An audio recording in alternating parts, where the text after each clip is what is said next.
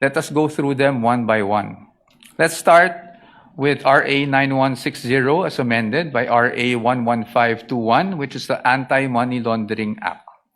Your Honors, the prosecution is asking for covered transaction reports, suspicious transaction reports, financial intelligence reports, again, spanning almost 2 decades. However, it is clear under Section 8A, which we are flashing on the screen right now, na bawal po yun. Disclosure is prohibited under this provision, Your Honors. It is in black and white. Meron po bang exception? Wala po. Impeachment is not an exception. Had Congress wanted to make impeachment as an exception, madali lang naman pong ilagay yun sa batas.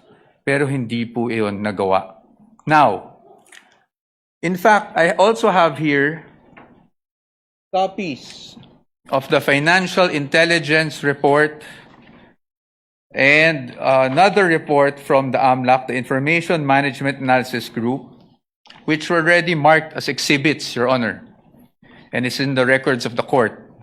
Exhibit D2-8-P1, where it says specifically that it should not be, the information should not be used as evidence in formal proceedings, Your Honors. Clearly, Your Honors, to compel AMLAC officials to disclose such information would be to compel them to violate the law.